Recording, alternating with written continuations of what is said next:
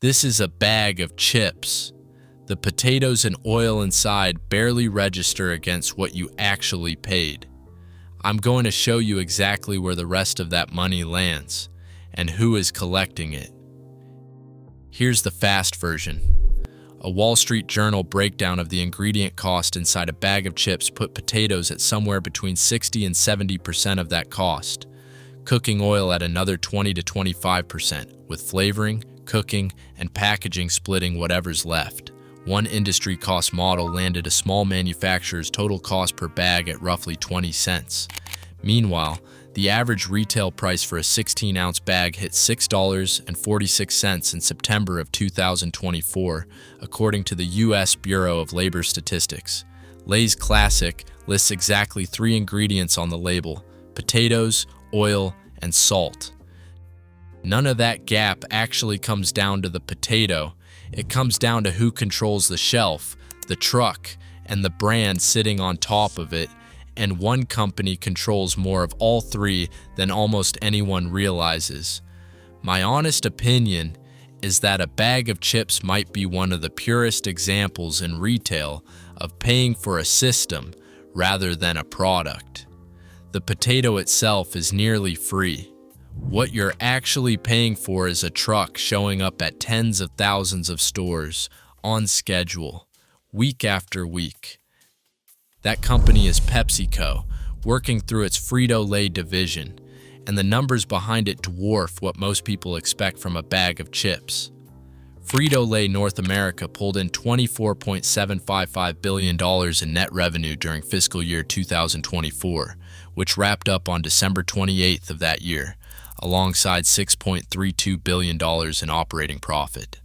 That works out to a margin somewhere between 26 and 30 cents on every dollar, among the highest anywhere in packaged food. Here's the number that actually matters, though.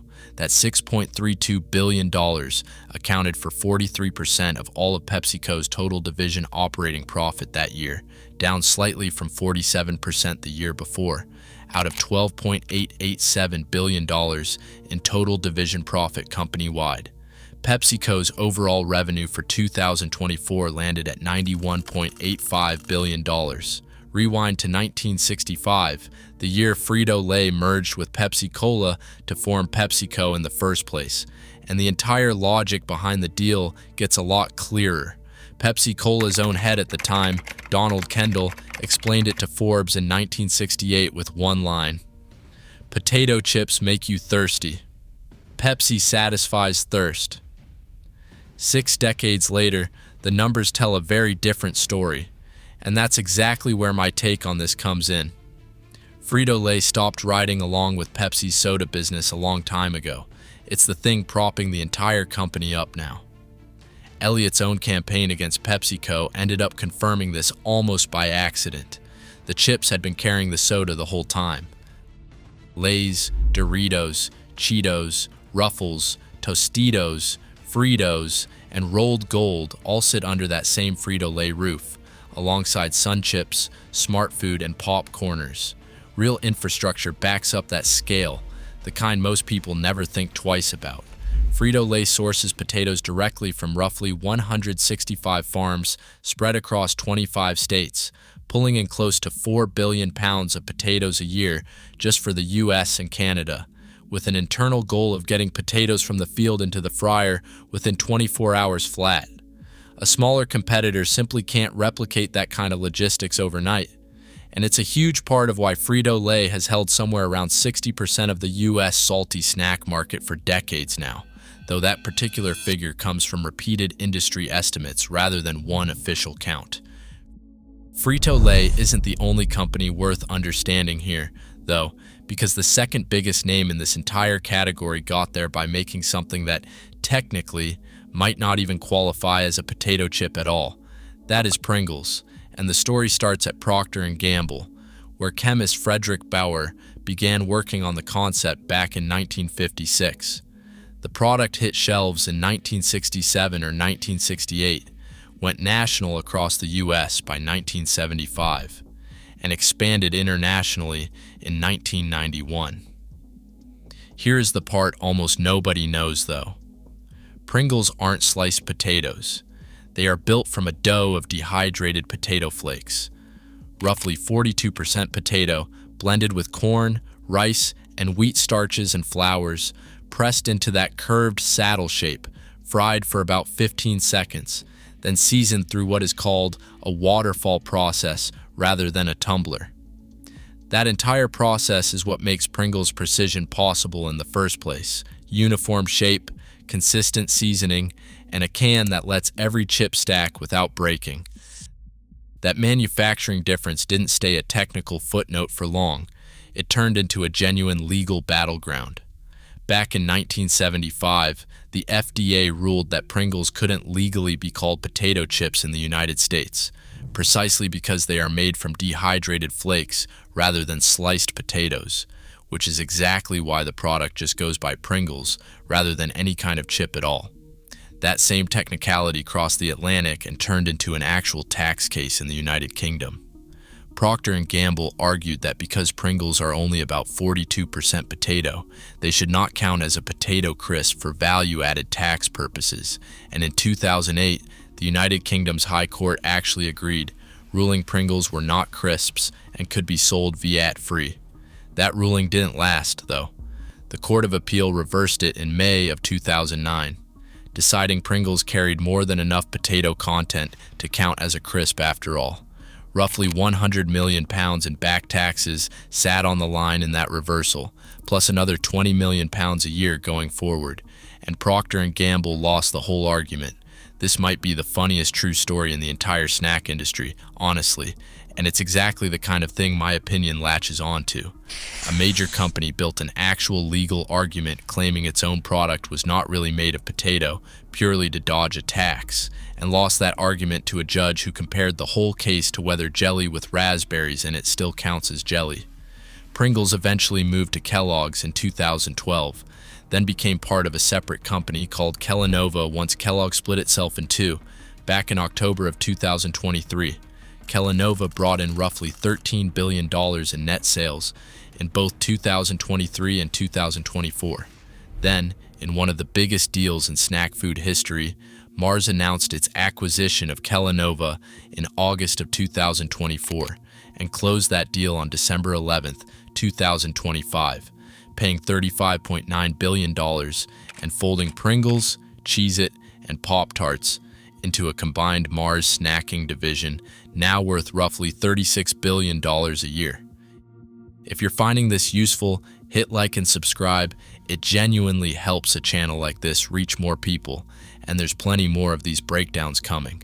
One more piece of this industry deserves attention now, something almost everyone who's ever opened a bag of chips has wondered about at some point, and it might be the single most complained about detail in all of snack food. Why is there so much empty space in the bag? That question has actually landed in court more than once. Wise Foods got hit with a class action back in 2017, alleging its bags ran somewhere between 58 and 75% empty. A separate lawsuit against Takis maker Barcel USA alleged roughly 64% slack fill. Then, in June of 2025, a new lawsuit hit PepsiCo directly over its Popcorners brand, alleging those bags were, in the plaintiff's own words, over half empty, with that specific plaintiff paying $4.79 for a 7-ounce bag. Here's what actually explains it, though. That empty space isn't really empty at all. It's nitrogen. Bags get flushed with nearly 100% nitrogen gas, pushing oxygen down below roughly 3%, specifically to stop the frying oil from turning rancid and to cushion the chips so they do not arrive crushed.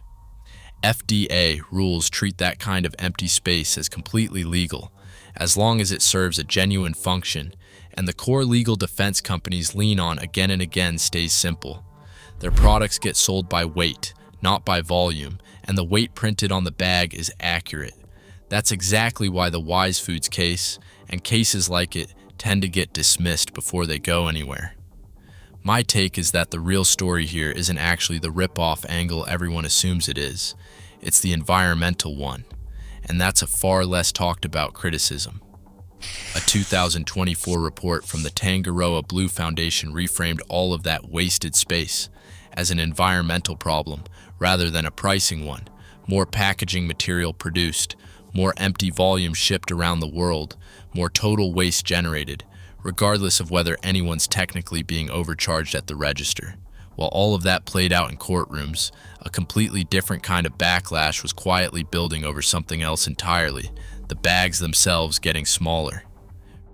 Frito-Lay cut its regular Doritos bag from 9.75 ounces down to 9.25 ounces, about 5 fewer chips per bag, according to consumer advocate Edgar Dworsky, who has tracked changes like this for years. Tostitos, hint of guacamole, shrank from 12 ounces down to 11 ounces, and hint of lime dropped from 13 ounces to 11 ounces as well. Prices, notably, never shrank alongside them.